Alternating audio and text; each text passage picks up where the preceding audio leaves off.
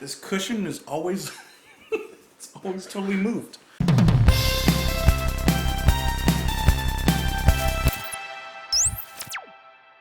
What's up, guys? Welcome back to the channel. I hope you're having a fantastic day. Today we're listening to Renaissance with their song Kings and Queens. This is off of their self-titled album, their debut album, which was released in 1969. This is specifically a request from Progper Youngmen. Youngmen, I'm so sorry. I don't know how to pronounce your name exactly, but thank you so much for the recommendation. You had said that this was a really interesting song, especially since this is before Annie had joined the band. So I love Annie, but it's cool to hear a little bit of history as well. Hope you guys are having a fantastic day. I'm, about halfway through this coffee? I don't know. Feels good. Let's get into it. You can join me on Twitter in the comments down below. Let's do it. This is Kings and Queens by Renaissance.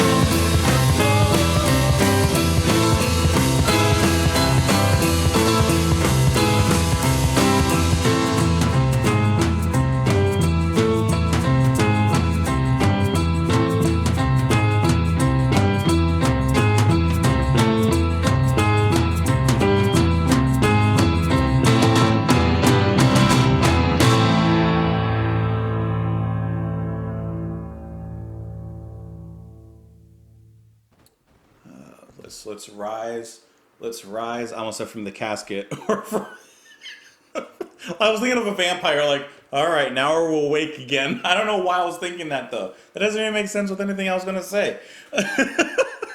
The point I was getting to was, now let's awaken from, from this journey that we just took. On a first listen, I'm kind of mixed on it a little bit. I was really, really into a lot of the musicianship and some of the structures and some of the moments in the song, especially about halfway through. I felt the song really began to pick up and I really got more interested into it. Especially with, the piano playing. Excuse me, I don't need an email right now. The piano playing throughout this whole song is stellar. Like, in my opinion, the piano is like the heart, absolutely throbbing and pumping blood into the other parts throughout this song. Piano is played by John Hawken. Sorry, I was hawked up something when I said it.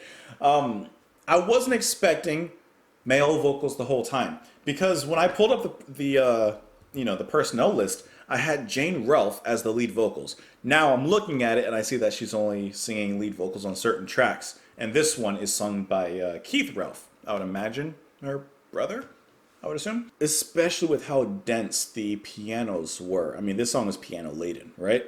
I feel like this whole song was like a spiral. And as it continued to go, I was just being led into the spiral and I was being drawn into the center. What was at the center? I'm not 100% sure as of this moment, but I was being drawn into it. So in some ways, I liked it. In some parts, I felt it actually went a little bit too long. Like, there were parts that didn't need to be, as long as they were. As much as I'm up for listening to long songs, hopefully I've proven that by now, and I enjoy long songs, I like a long song that has something to say in its runtime.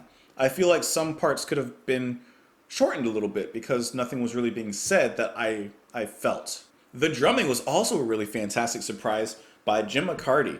It was so jazzy and it had a really, really nice swing, especially in the beginning, and then later it revisited that moment in the end.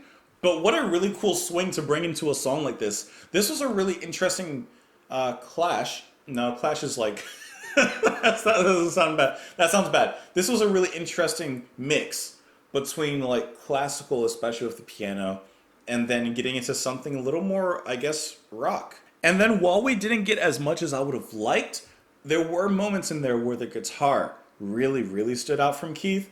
And I wish that we got some more moments like that because he sounds like he may be a very, very melodic and beautiful guitar player, especially when we get those more like classical, kind of Latin-inspired moments. Like there's one here in the beginning.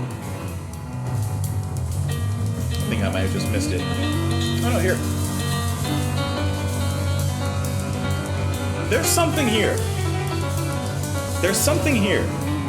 There's something there. Now, this is a cool intro though. This comes out of that chaos from before. I think really nice.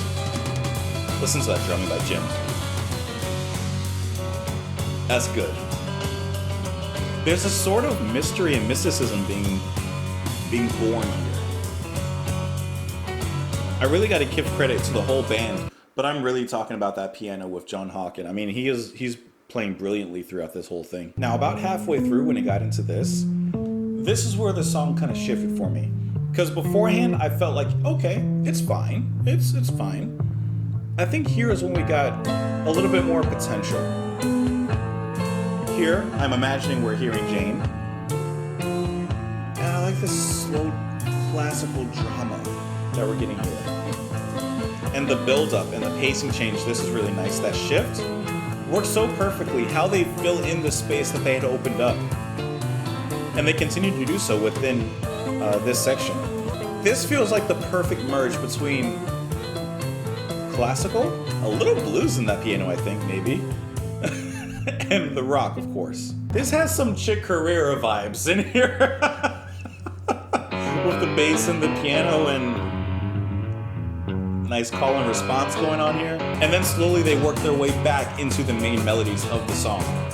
This kind of sounds a little bit like ELP Light. A little bit of electric guitar there in the back. Sprinkle a little dash of it.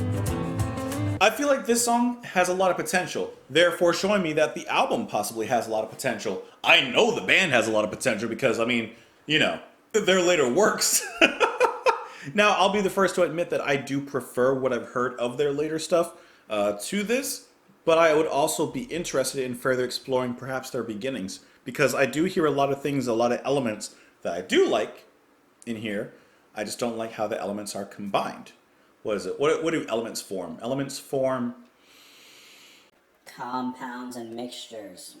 Let's talk about the lyrics though. The kings and queens are running wild, lonely for each other. Princes gallant are no more staying undercover. Jesters' jokes aren't even funny, poking fun at sorrow. Lords and ladies hoard their riches, fearful for tomorrow. Fantasies turning into truth, which repeats 4 times. Knights in chromium, plated armor looking for a reason. Kingdoms' crops so fresh and pure are going out of season. Maidens locked in some faraway tower stay inside forever. Minstrels rhyming songs of reason changing with the weather. It's like the times of the Renaissance are being like are done. Like they're gone. Like they're fading away. The kings and queens are running around wild for each other. The princes are gallant. They're no more staying undercover. The jester, his jokes aren't even funny. Why is he on tour? Kick him off the stage. He's poking fun at sorrow.